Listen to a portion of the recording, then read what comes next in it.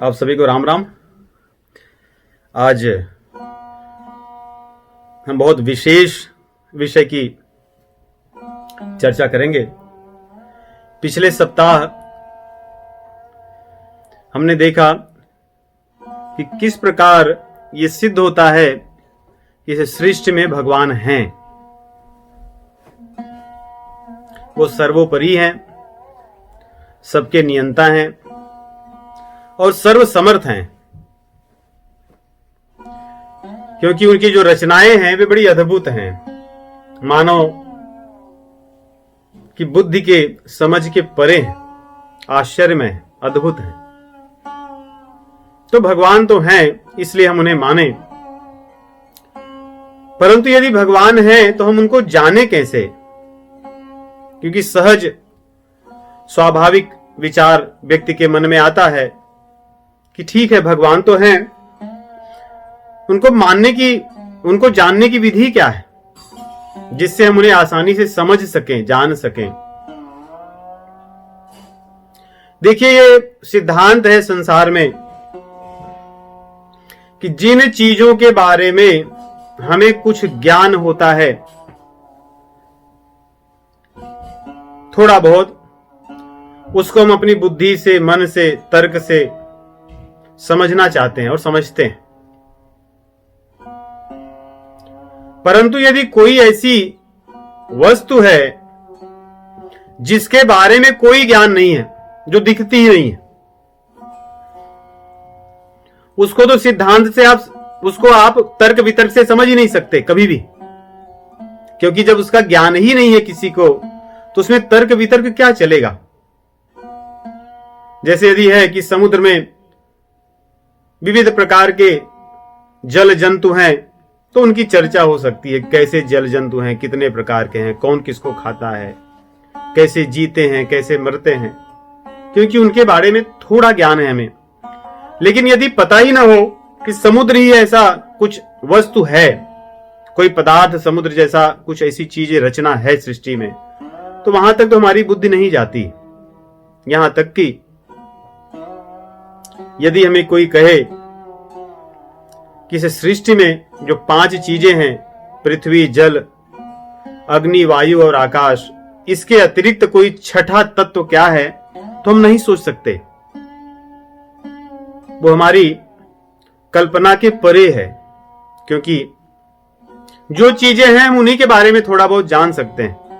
तो वैसे ही जो भगवान हैं, उनके बारे में ज्ञान सामान्यतः उपलब्ध नहीं है, इसलिए उनको तर्क वितर्क से जानना असंभव है।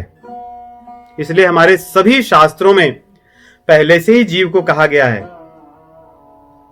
कि भगवान को तो जानना अति आवश्यक है। विशेष करके मानव शरीर में आने पर जीवात्मा का मुख्य उद्देश्य ही होता है कि भगवान को जाने। परंतु वहीं पर एक और बात कह दी गई कि भगवान को तर्क वितर्क से नहीं जाना जा सकता, वो उसके परे हैं। रामचरितमानस में भगवान शिव जी कहते हैं, पार्वती जी से भगवान की चर्चा करते समय कि हे पार्वती, राम जी तर्क के परे हैं, बुद्धि और वाणी के परे हैं, ऐसा मेरा मत है, और तुम बुद्धिमान हो इसलिए इसको समझो। राम तर्क्य बुद्धिमान बानी, राम तर्क्य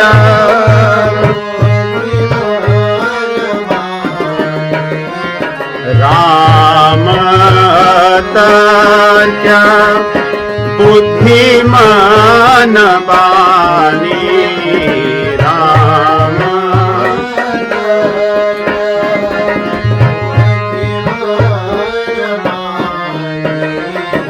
मत हमारस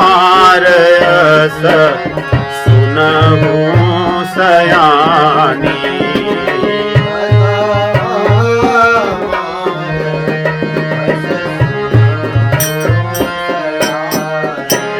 मत हमार अस सुनहु सयानी।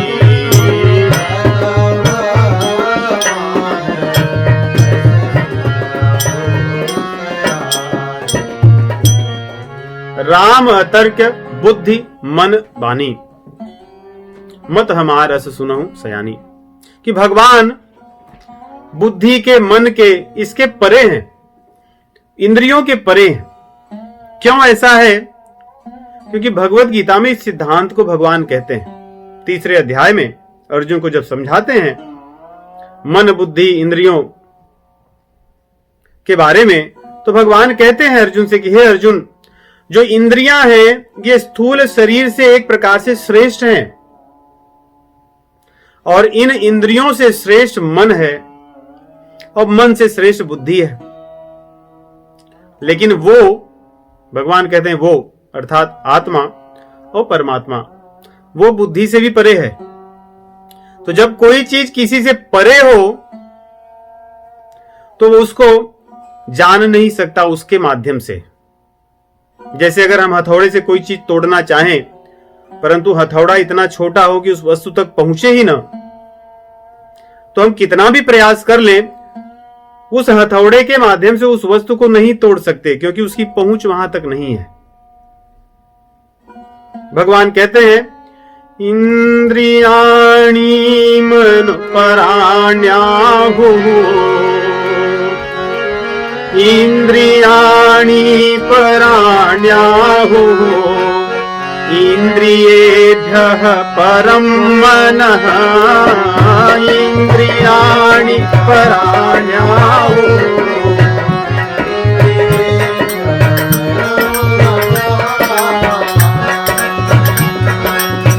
मनसस्तु परा बुद्धिः, यो बुद्धेः परतस्तु सः।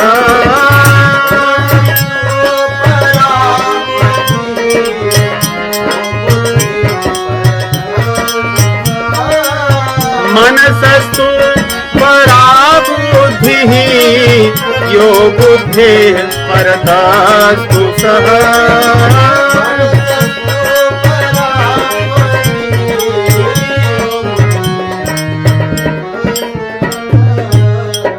भगवान कहते हैं कि शरीर से श्रेष्ठ इंद्रियां हैं आंख कान नाक त्वचा जीभ तथा अन्य 5 कर्मेंद्रियां, परंतु इन इंद्रियों से श्रेष्ठ मन है, और मन से भी अधिक श्रेष्ठ यदि कोई चीज है तो बुद्धि है, और बुद्धि के बाद आत्मा परमात्मा आते हैं। बुद्धि की पहुंच वहां तक नहीं है, इसलिए इनके द्वारा इनको नहीं जाना जा सकता। तो फिर कैसे जान सकते हैं? क्या विधि है कि भगवान को जाने? क्योंकि संसार की चीजें तो हम इन्हीं से जानते हैं, इंद्रियों से, मन से, बुद्धि से, यही चीजें हमें बताती हैं सब कुछ। तो क्या भगवान को हम नहीं जान सकते? तो शास्त्रों ने कहा कि नहीं, उनसे नहीं जान सकते, उससे परे हैं वो। तो शास्त्रों ने बताई फिर कैसे जाना जा सकता है?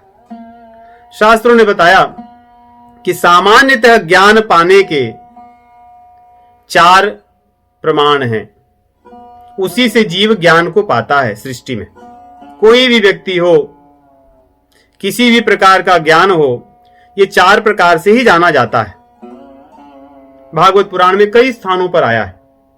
11वें स्कंद में 19वें अध्याय के 17वें श्लोक में भगवान कहते हैं स्वयं, श्रुति प्रत्यक्ष मैतिह्य मनुमानं चतुष्टयम् प्रमाणेष्वनवस्थानात् विकल्पादस विरज्यते। 4 प्रकार के प्रमाण हैं जिससे सत्य की पहचान होती है, भगवान कह रहे हैं। और उसी स्कंद में भगवान पुनः कहते हैं कि इन प्रमाणों से जो कोई व्यक्ति ज्ञान को जान जाता है तो संसार में वो आनंद से विचरता है। भगवान कह रहे हैं उद्धव से, प्रत्यक्षेणानुमानेन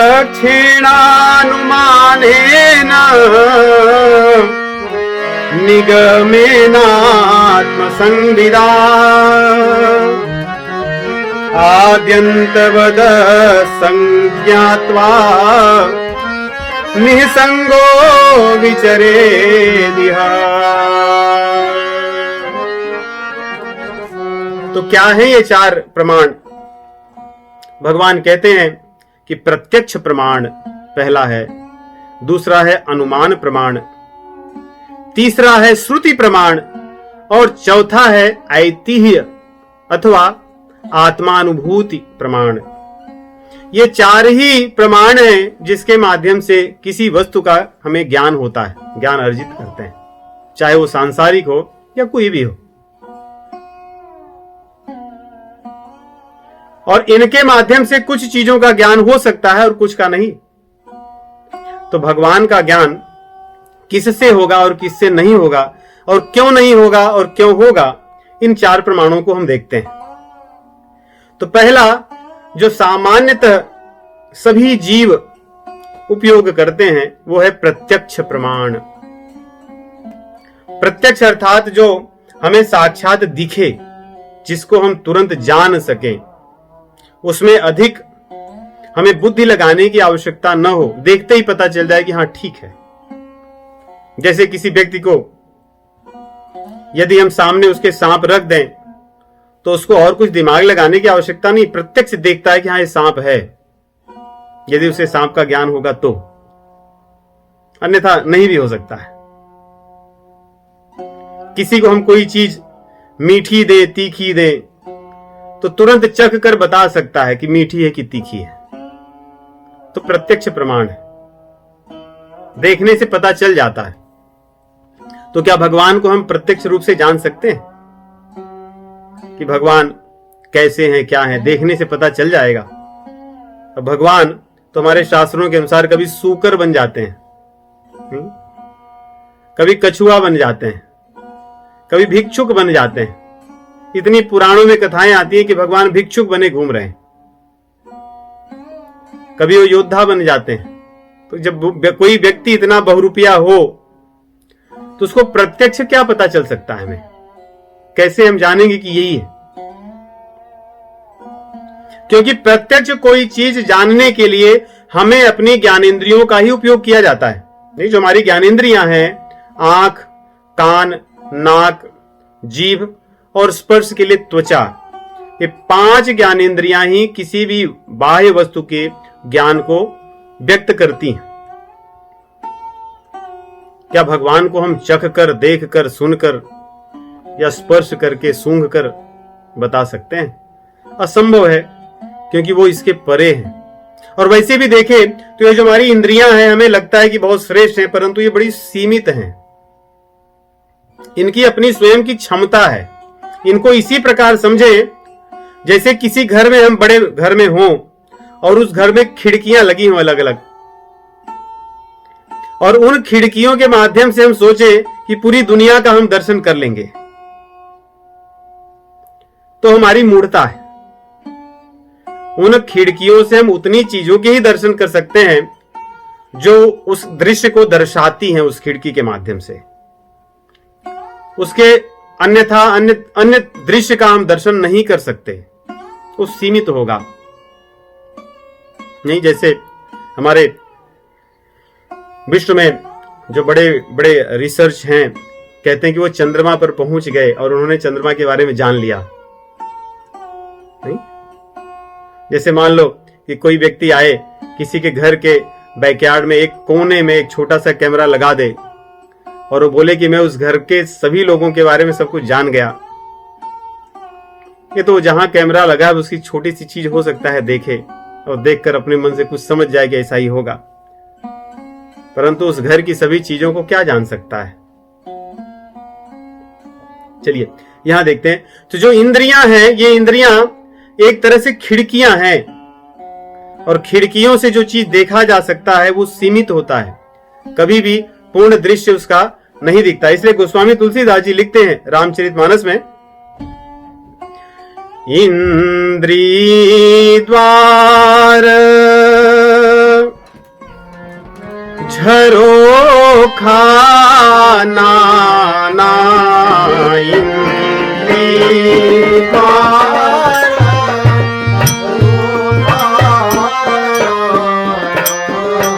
इंद्री द्वार झरोखा नाना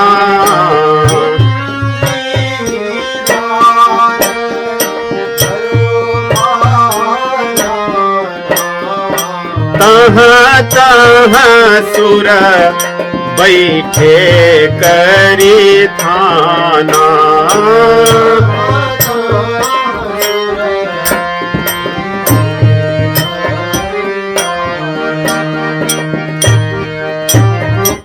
आवत देखहि विषय बयारी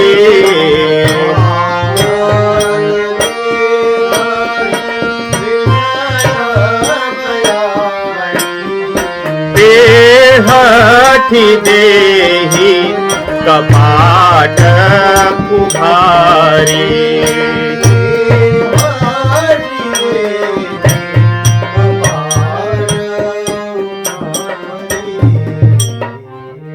कहते हैं कि जो हमारी इंद्रियां हैं ये एक तरह से झरोखे के समान है, खिड़की के समान है, जो कुछ चीजों को देखकर हमें बताती हैं। हम जान जाते हैं कि अच्छा ये चीज ऐसी है।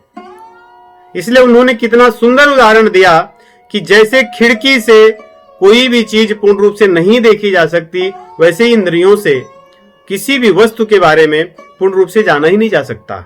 आगे कहते हैं इंद्रियों पे देवता लोग बैठे हैं हर इंद्री के, और विषय आने पर ये इंद्रियां अपना काम गड़बड़ कर देती हैं।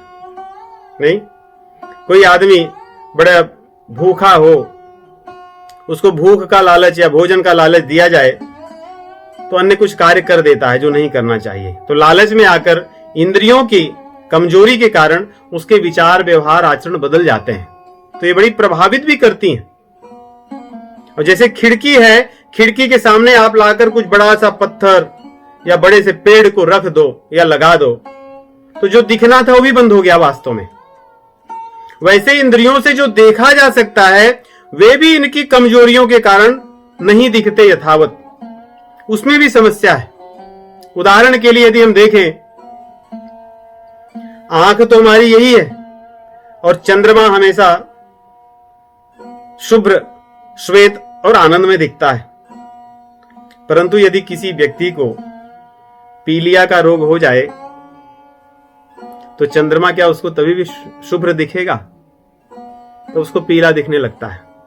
आंख वही है, चंद्रमा वही है, लेकिन कोई बाहरी चीज आ गई, एक रोग, उसके कारण जो दिखता था वो यथावत नहीं दिखता। इसको भी गोस्वामी तुलसीदास जी लिखते हैं अपनी चौपाइयों में। कहते हैं, नयन दोष जा कह जब होई, नयन दोष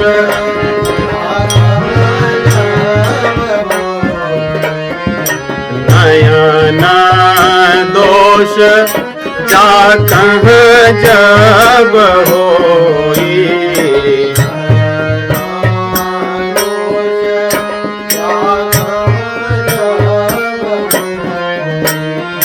पीत बरन शशि कहाँ कह सोई,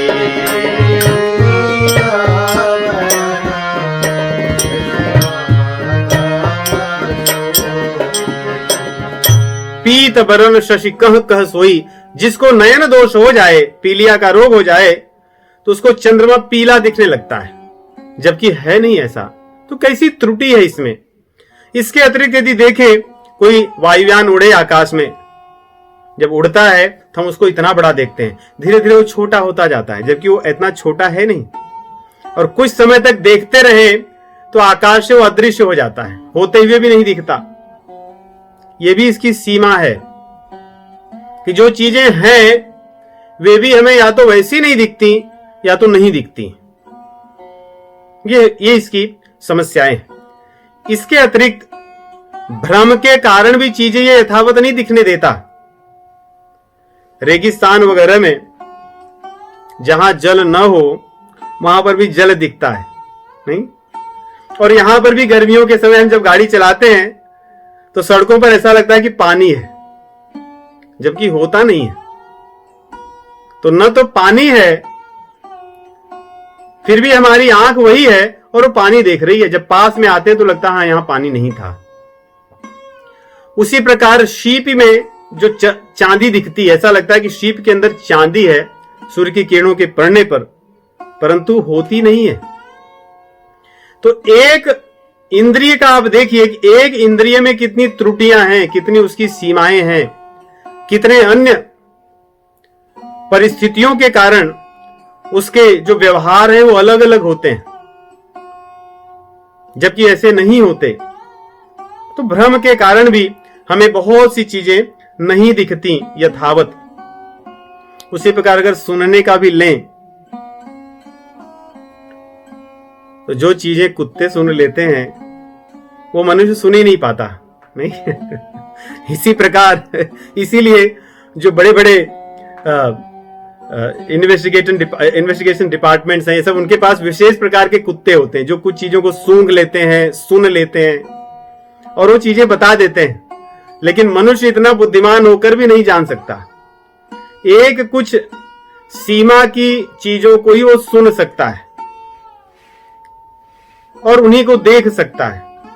उसी प्रकार सूंघने को भी यदि हम देखें तो बहुत सी ऐसी चीजें हम नहीं सूंघ पाते, हमें पता ही नहीं चलता यहां पे ऐसी चीजें।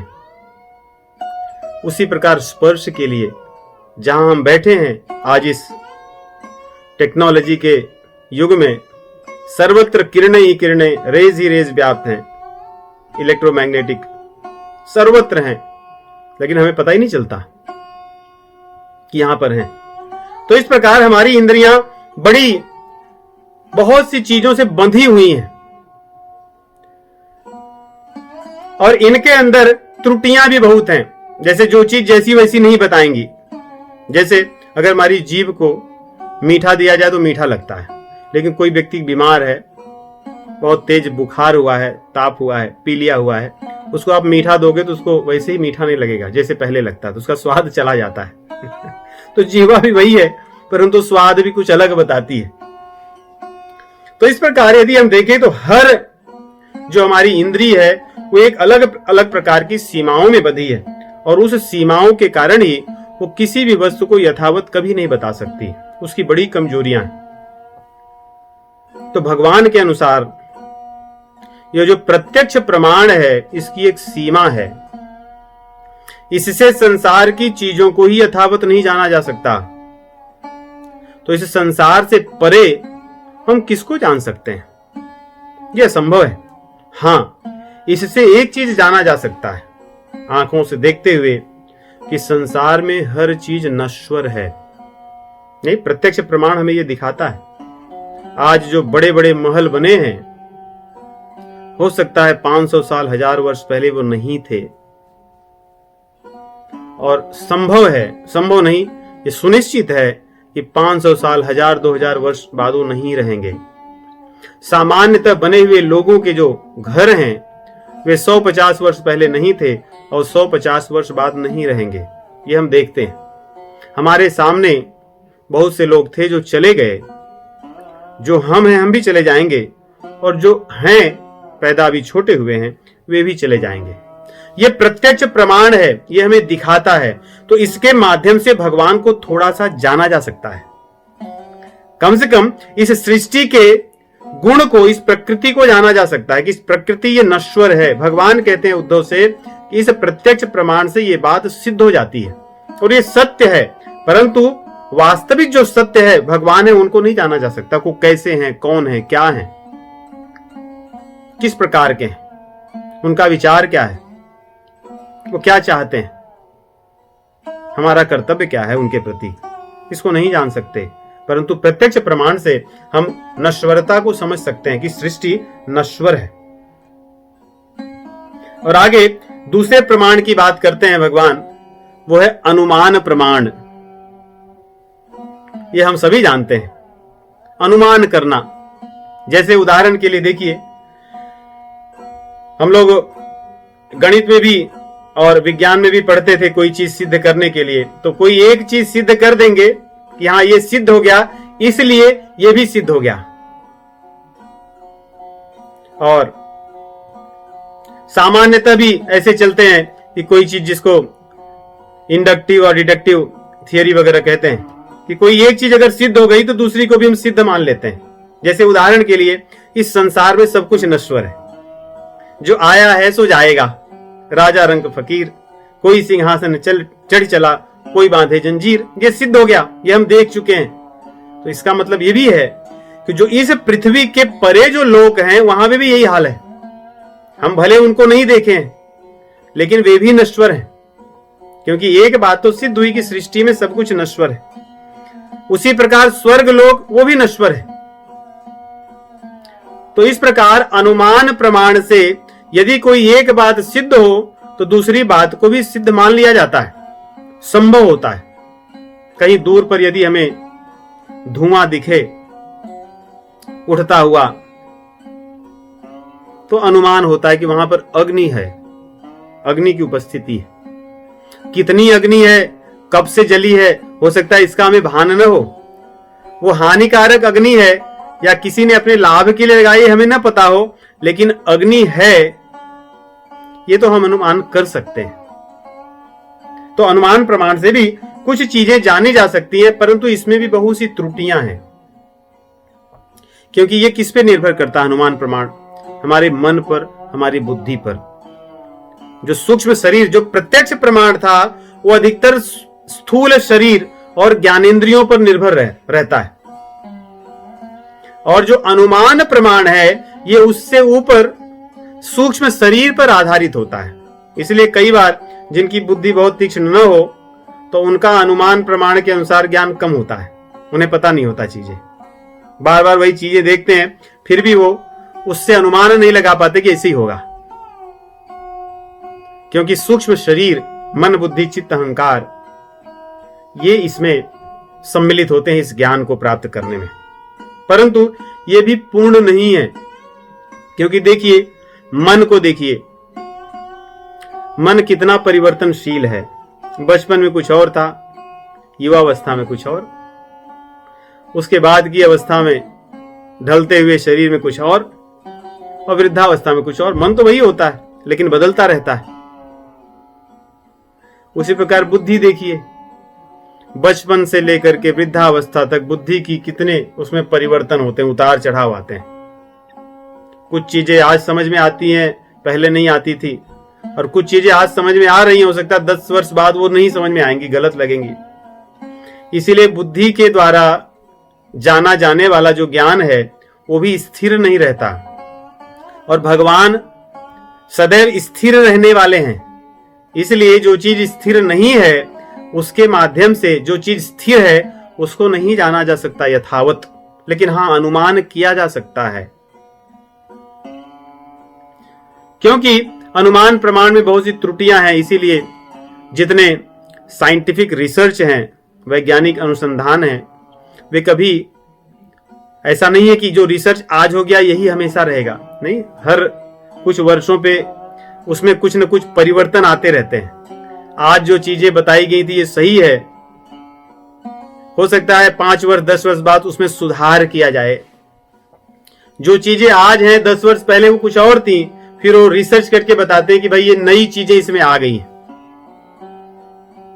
क्योंकि वो अनुमान प्रमाण सूक्ष्म शरीर पर आधारित होती हैं, इसलिए सूक्ष्म शरीर की चीजें भी ऐसी होती हैं। वो स्वामी तुलसीदास जी सूक्ष्म शरीर के द्वारा जाने जाने वाले ज्ञान को बड़े ही सुंदर ढंग से प्रस्तुत करते हैं।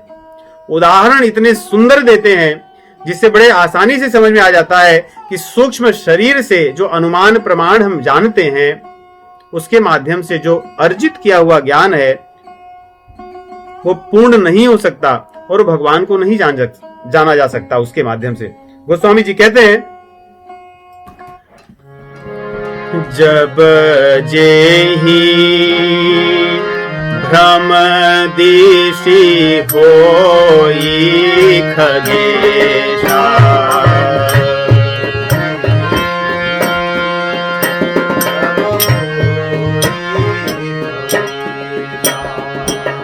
जब कभी कभी हमें दिशा भ्रम हो जाता है तो सही चीज पता नहीं चलती है कि कौन सी दिशा कहाँ है। हमें ज्ञान तो होता है हर दिशाओं का, परंतु दिशा भ्रम हो जाने पर नहीं पता चलता कि पूरब कौन सी तरफ है। और आजकल तो किसी को अपने घर में ही नहीं पता चलता जब तक कि वो कंपास न निकालें। तो इस तरह गोस्वामी जी के अनुसार सभी दिशा भ्रम में लगे हैं। ये हमारी स्थिति है। जब जेहि दिशि भ्रम होई खगेशा,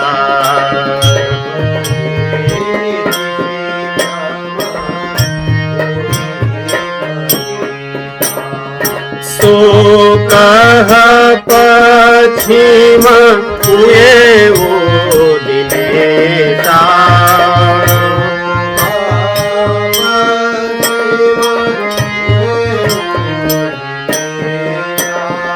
सो कह पश्चिम हुए वो दिनेशा।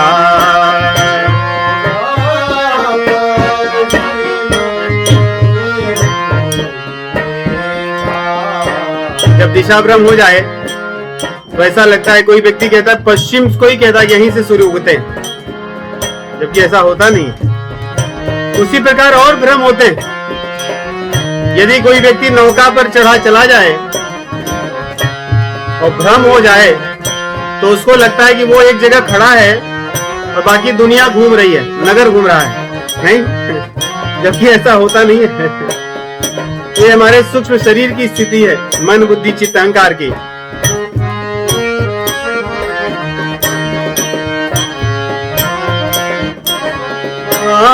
नौका रूढ़ चलत जग देखा,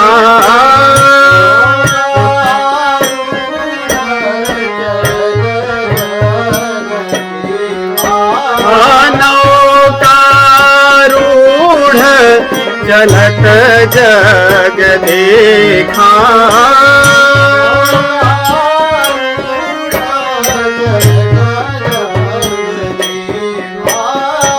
अचल मोह बस आपु ही लेखा,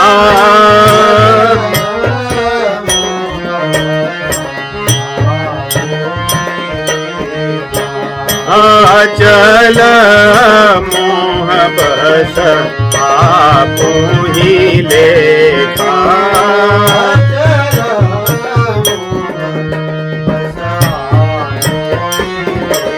तो इस प्रकार कोई नौकारूढ़ व्यक्ति, उसकी दुनिया चल रही है, ये नगर चल रहा है, मैं तो वही हूँ।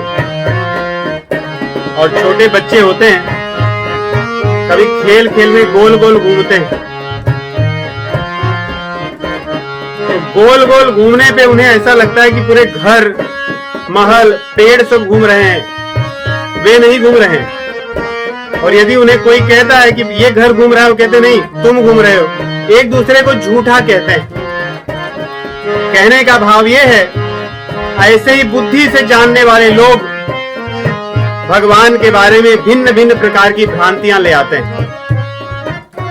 गोस्वामी जी लिखते हैं, जिस प्रकार खेलने वाले बालक एक दूसरे को झूठा कहते हैं, वैसे ही अपनी बुद्धि से भगवान को जानने वाले जो लोग एक दूसरे से लड़ते ही हैं, एक दूसरे को मिथ्या बताते हैं।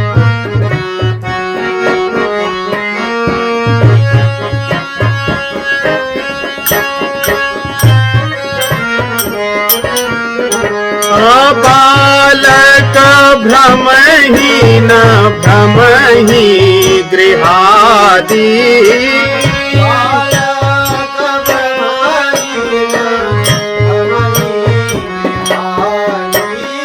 कहीं परस्पर मिथ्यावादी,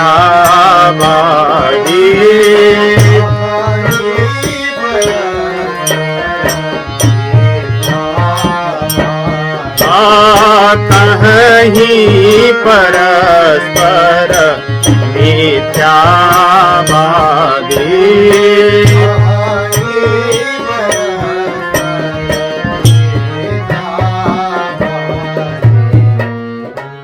बालक भ्रम ही न भ्रम ही गिरहादि, कहीं परस्पर मिथ्यावादी। तो सूक्ष्म शरीर अर्थात मन, बुद्धि, चित्त, अहंकार, इनके माध्यम से यदि हम भगवान को जानने का प्रयास करेंगे तो थोड़ा अनुमान हो सकता है कि प्रभु हैं, बड़े शक्तिशाली हैं, परंतु उनको यथावत हम नहीं जान सकते। यह संभव है क्योंकि हमारे मन, बुद्धि, चित्त, अहंकार ये बहुत से अन्य बाह्य परिस्थितियों पर निर्भर रहते हैं। क्योंकि मन तो वही हो, कभी किसी कारण से यदि व्यथित हो जाए तो जो भाव होते हैं वो नष्ट हो जाते हैं। कभी कभी व्यक्ति प्रसन्न हो, कहीं पीड़ा हो, वो भी इसको ध्यान में नहीं होता। कभी कभी किसी चीज, जो चीजें बहुत अच्छी लगती है उसको सुनने के लिए बैठा हो, जैसे हमारी कथा चल रही है, आप सब बड़े आनंद से सुन रहे हैं, ऐसे में उसके पैर में पीड़ा भी हो तो उसका ध्यान नहीं रहता। कथा के बाद ध्यान आता है कि हाँ पीड़ा तो थी, बैठा रह गया 3 घंटा, मुझे याद नहीं आया। मन तो वही है, शरीर वही है, परंतु बाह्य परिस्थितियों पर पीड़ा भी बदलती रहती है, कम अधिक प्रतीत होती है। और हमारे संस्कारों पर, हमारे संगत पर, इन सब चीजों पर निर्भर करता है हमारी बुद्धि, हमारे मन, ये सब चीजें। तो ये भी परिवर्तनशील हैं, भगवान को यथावत नहीं बता सकती। लेकिन हाँ, प्रभु हमारे हैं, वे सदैव रहने वाले हैं, उनकी रचना बड़ी अनूप है, ये हम समझ सकते नहीं, वैज्ञानिक भी समझते हैं आजकल कि सृष्टि बड़ी अद्भुत है। ये कोई छोटी मोटी चीज नहीं है। वे भगवान को भले न माने, लेकिन इतना कहते हैं कि कोई तो शक्ति है। भले वो कागज पर न माने, क्योंकि साइंस की अपनी विशेषता, अपनी विवशता है। विज्ञान कभी भी भगवान को नहीं मान सकता, ये उसकी विवशता है। क्योंकि जब भगवान को मान लेगा तब वो साइंस नहीं कहा जाएगा। तो भगवान को छोड़कर ही तब वो आरंभ होता है। इसीलिए वो सभी प्रश्नों के उत्तर नहीं दे सकते, इसीलिए उनके सभी सिद्धांत सदैव बदलते हैं और बदलते रहेंगे। तो यहां पे अनुमान प्रमाण से भी भगवान को नहीं जाना जा सकता। तीसरा जो प्रमाण भगवान कहते हैं वो श्रुति प्रमाण है, शब्द प्रमाण भी कह सकते हैं, अर्थात सुनना, जानना। और ये बहुत कहते हैं कि ये बहुत ही उत्तम प्रमाण है। दुनिया के अधिकतर ज्ञान इसी प्रमाण से जाने जाते हैं, चाहे वो सांसारिक हो और चाहे वो भगवान से संबंधित हो, चाहे वो लौकिक ज्ञान हो या पारलौकिक ज्ञान हो। केवल शब्द से ही पूरे संसार में सबसे अधिक जाना जा सकता है। और आप ऐसे कह सकते हैं कि संसार में जो ज्ञान व्याप्त है किसी भी प्रकार का, शब्द प्रमाण से ही व्याप्त है, उसके बाद अन्य चीजें आती हैं। संसार में यदि किसी को कहो, जैसे किसी को अमेरिका आना था, उसने शब्द ही सुने थे कि हाँ वहां बहुत अच्छा होता है, आकर थोड़ी ही देखा था, बड़ी बड़ी पुस्तकें थोड़ी पढ़ा था, कोई चर्चा थोड़ी करने गया था, या बैठकर बहुत सी मूवीज वीडियोस थोड़ी ही देखा था, उसने सुना था कि अच्छा होता है। और ये शब्द प्रमाण, श्रुति प्रमाण सबसे अधिक माना भी जाता है, विश्वास पर इस पर अधिक होता है। यदि कोई व्यक्ति बहुत बड़ी पुस्तकें पढ़ ले, जैसे मान लो किसी ने, आजकल तो महामारी व्याप्त है, इसके बारे में कोई एक पुस्तक पढ़े, उस पुस्तक में 100 चीजें बताई गई हो कि इस प्रकार ध्यान रखने से कोरोना नहीं होगा, परंतु उन 100 के अतिरिक्त कोई एक व्यक्ति ऐसा बताए कि 100 में से जो 99 वाला है ना, वो सही नहीं है, तो अधिकतर संभावना यह है कि हर व्यक्ति उस 100 में से 99 तो मानेगा, लेकिन जिसको बताया गया वो सही नहीं है, उस पे उसका विश्वास कम हो जाएगा। ये श्रुति प्रमाण इतना प्रभावकारी है, इसीलिए हमारे भारत में सभी लोग वैद्य नहीं, घर घर में वैद्य हैं। किसी को सर्दी खांसी हो जाए तो आपको हजारों दवाएं वैसे ही मिल जाएंगी। घर बैठे बैठे, क्योंकि ये शब्द प्रमाण, श्रुति प्रमाण इतना प्रभावकारी है, हर व्यक्ति को पता है, हर व्यक्ति इसके बारे में जानता है। और ये बहुत प्रभावकारी इसलिए भी है कि अगर इसको हम न माने तो हम वास्तव में अज्ञानी ही बने रहेंगे। उदाहरण के लिए अगर हम देखें, और कितना सरल है, देखिए ये हमें लगता तो है ऐसी चीजें, लेकिन ये सबसे प्रत्यक्ष प्रमाण, अनुमान प्रमाण इन सबसे श्रेष्ठ है, बहुत श्रेष्ठ है। यदि एक कार्य किसी व्यक्ति को दिया जाए कि भाई आप अपने पिताजी को बताइए कि आपके पिताजी कौन है, नहीं, इस विज्ञान के युग में पिताजी को जानने के लिए अगर कोई व्यक्ति अपने डीएनए की जांच करवाए कि मैं डीएनए की जांच कराने के बाद ही अपने पिताजी को मानूंगा कौन है, और मैं शब्द प्रमाण पर, श्रुति प्रमाण पर विश्वास नहीं रखता, मेरी मां जो बोले सो बोले, मैं नहीं मानता मैं तो विज्ञान के अनुसार सिद्ध करने पर ही मानूंगा। तो मान लीजिए इस सृष्टि में, एक देश में ही अगर माने, इस देश में कितनों के आप डीएनए टेस्ट कराओगे, और मान लो आपने निश्चय कर भी लिया कि कराना है, हो सकता है आपकी मृत्यु हो जाए आपका डीएनए टेस्ट की रिपोर्ट आते आते, और आपको पता भी न चले कि आपके पिताजी कौन है। और इस दुनिया में अगर मान लीजिए उनके पिताजी इंटरनेशनल सिटीजन हैं, अंतरराष्ट्रीय नागरिक किसी देश में होंगे, आज 7-8 बिलियन लोग हैं, 700-800 करोड़ लोग, उनमें से मान लो अगर 200 करोड़ भी जो पिता होने योग्य हैं, अगर 200 करोड़ लोगों का भी डीएनए जांच कराई जाए तो हजारों, मतलब कितने समय लगेंगे, सैकड़ों वर्ष लग जाएंगे, उसकी सारी धन संपत्ति नष्ट हो जाएगी लेकिन अपने पिताजी के बारे में वो जान नहीं सकता कि मेरे पिताजी कौन है। लेकिन शब्द प्रमाण इतना प्रभावकारी है कि यदि अपने मां की बात पर विश्वास कर ले तो शायद 1-2 सेकंड में वो कार्य कर सकता है, इससे अधिक समय नहीं लगेगा। कोई भी चीज हम देखें शब्द प्रमाण से ही हम सीखते हैं। विद्यालयों में, घर पर जब हम बच्चों को शिक्षा देते हैं, कोई भाषा बोलना शब्द प्रमाण से आता है। लेकिन शब्द प्रमाण चलो अच्छी बात है, लेकिन किसकी बात सुनेंगे? क्या जो कोई भी व्यक्ति मिल जाए जो कहे सुन ले?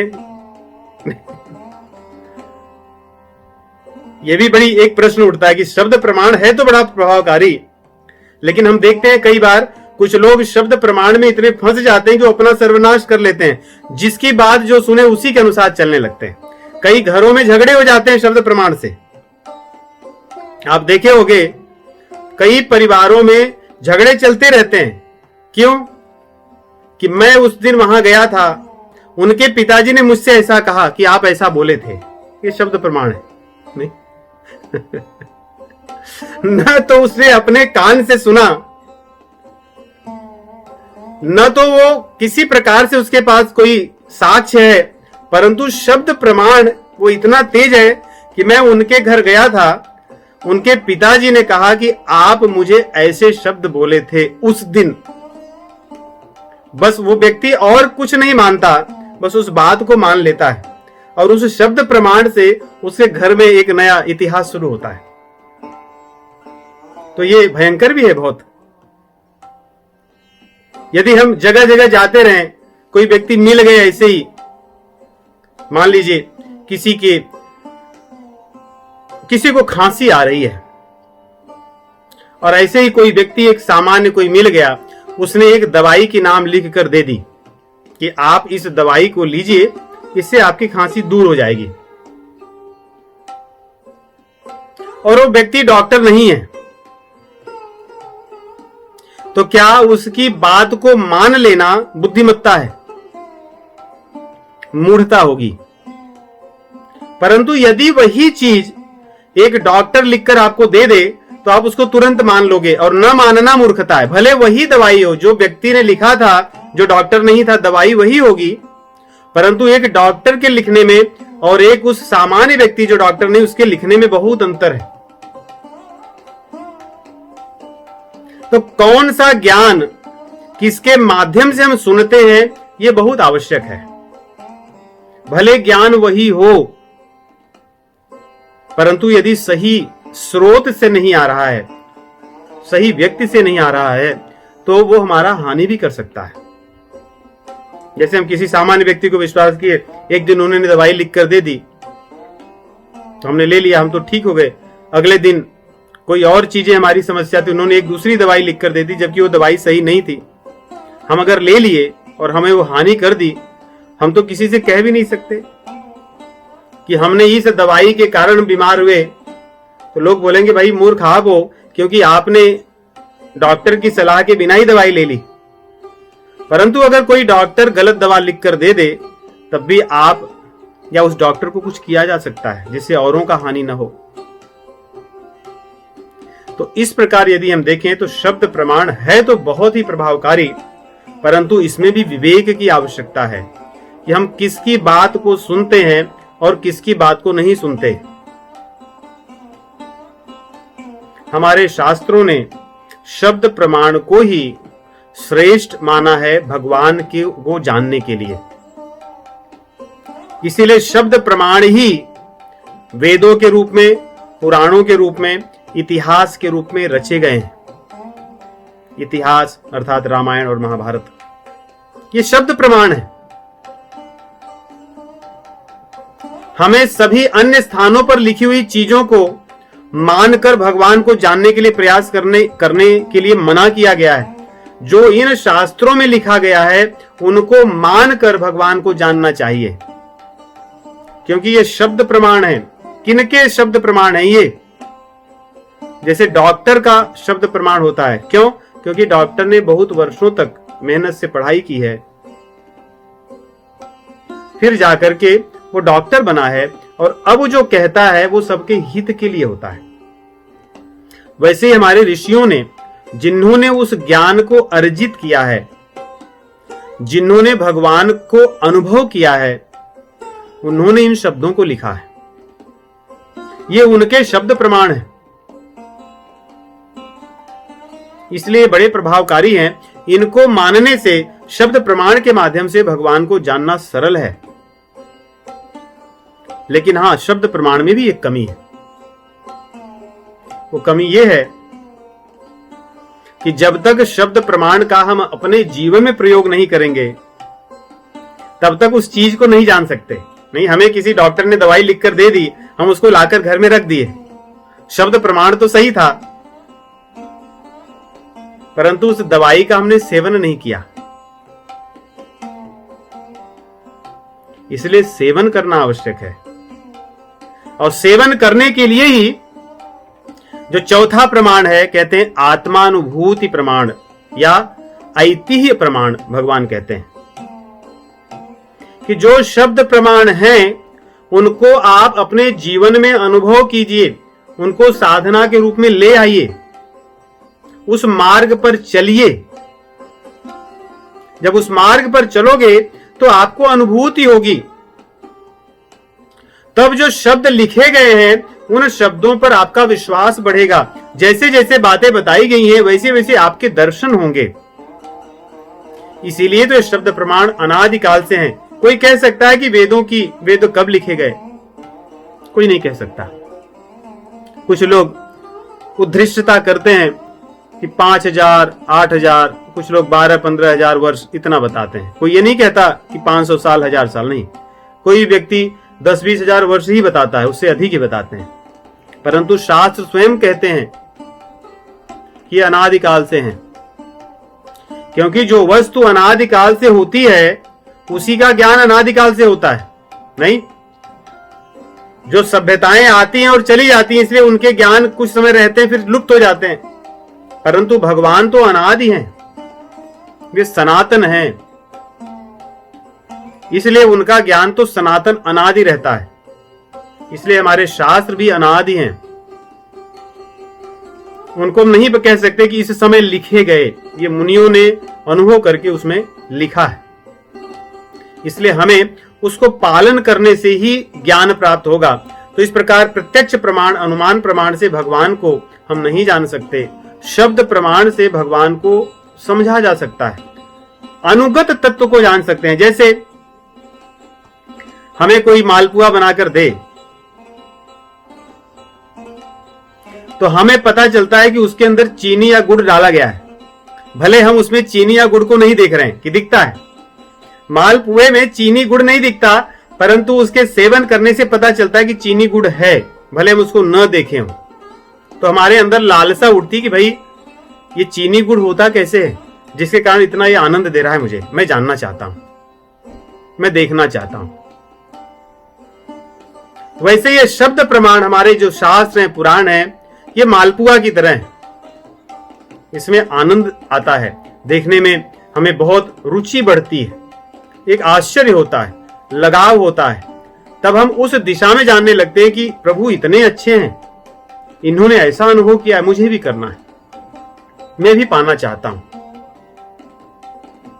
तो इस प्रकार शब्द प्रमाण या श्रुति प्रमाण और चौथा आत्मानुभूति या ऐतिह्य प्रमाण, ये श्रेष्ठ प्रमाण है। हमें इन प्रमाणों के आधार पर ही, इन प्रमाणों के माध्यम से ही भगवान को जानना चाहिए।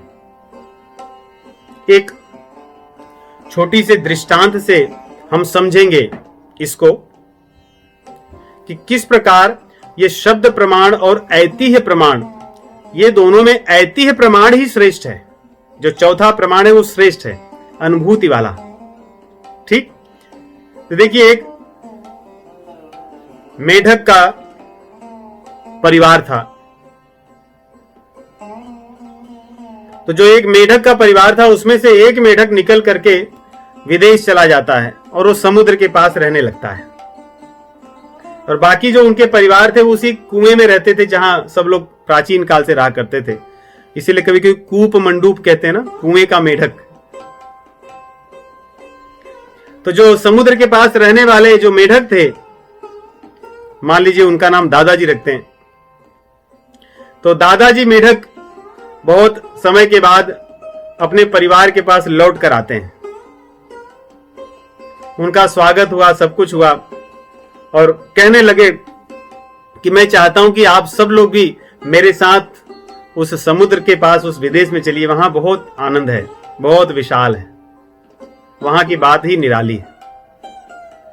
तो उनके दादाजी के परिवार के जो लोग थे, कूप मंडूप, वे कहने लगे कि कितना बड़ा होगा जो आप जहां रहते हैं, ये कुआं ही तो देखिए कितना विशाल है। यहां से वहां हम इतने समय से रहते आए हैं। तो बोले नहीं, वो बहुत बड़ा, मैं नहीं बता सकता। तो उसमें से जो उनके पुत्र थे कहने लगे, पिताजी कितना बड़ा होगा, ये जो बावड़ी है उतना बड़ा?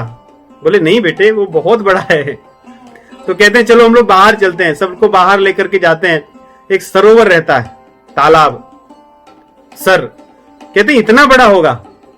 उनके नाती पोते भी रहते हैं, कहते हैं दादाजी इतना बड़ा होगा? बोले नहीं बेटे, वो बहुत बड़ा है, मैं नहीं बता सकता। तो लोग झल्ला जाते हैं कि कैसे आप बात कर रहे हो, कुछ इतना भी बड़ा हो सकता है क्या? तो वो कहते हैं कि नहीं, ये तो कुछ भी नहीं उसके सामने, ऐसे तो अनंत सरोवर तालाब उसके पास हैं, यदि आप वहां चलोगे तभी अनुभव कर सकते हो। लेकिन ये लोग उनकी बात को कहते हैं कि नहीं, मुझे तो विश्वास ही नहीं होता कि ऐसा भी कुछ होगा। इतना बड़ा कुआं है, हम लोग अनादिकाल से सब लोग रह रहे हैं, पूरा परिवार उसमें रहता है, हम तालाब के पास भी आए हैं, और फिर आप कह रहे हो वो सरोवर तालाब ये सबसे बड़ा है, अनंत गुना बड़ा है, ये हो ही नहीं सकता। वैसे ही सामान्य जीवों की स्थिति है आज। उसको लगता है कि जिन चीजों को इन अपनी इंद्रियों से देख सकता है इस झरोखे से, इसके अलावा कुछ है ही नहीं, इसीलिए वो भगवान को भी मानता है, एक छोटा सा एक सीमा में बांध देता है। जो भगवान को मानते हुए भी वैसे ही मानते हैं। तो पहली चीज, इन मेढकों को, कूप मंडूकों को अपने दादा मेढक पर विश्वास ही नहीं है, तो शब्द प्रमाण पर उनको विश्वास नहीं है। यदि उनको शब्द प्रमाण पर विश्वास हो जाता तो वे कम से कम दादा की बात को और सत्कार करते और दादा के साथ वहां तक पहुंच सकते थे, परंतु उन्होंने शब्द प्रमाण को ही खंडित कर दिया। इसी प्रकार आजकल के समाज में व्यक्ति अपने आप को इतना बुद्धिमान और ज्ञानवान समझता है, उसके लिए जो शास्त्र पुराण है ये सब तो ढकोसले की चीजें हैं, ये सब अज्ञानी लोग लिखे हैं, ये लोग ऐसे ही लिख दिए हैं, तो वो उनको मान्यता ही नहीं है, इसलिए उनकी ओर जाने का प्रयास ही नहीं करता। जब कोई कहता है कि भगवान तो अनंत ब्रह्मांडों के परे हैं, उनके एक एक रोम से एक एक ब्रह्मांड निकलता है, तो लोगों को लगता है ये क्या है, कैसी बात है, ये सब कुछ नहीं होता। तो इसी प्रकार जैसे वो कूप मंडूप थे, न तो उन्हें शब्द प्रमाण पर विश्वास था और इसलिए न तो वो आत्मानुभूति प्रमाण तक पहुंच सकते हैं। आज के समाज में इसी प्रकार का वातावरण व्याप्त है। हमें अनुमान प्रमाण, प्रत्यक्ष प्रमाण को ही मुख्य न मानकर उनको छोड़कर शब्द प्रमाण और आत्मानुभूति प्रमाण के माध्यम से भगवान को जानने का प्रयास करना चाहिए और शास्त्रों द्वारा यही मार्ग उचित मार्ग बताया गया है। अन्य मार्गों में बहुत सी बाधाएं और कमियां हैं। तो अगले सप्ताह दूसरे विषय पर चर्चा करेंगे कि आप कौन हैं, हम कौन हैं, हु आर यू या हु एम आई। आप सभी को राम राम।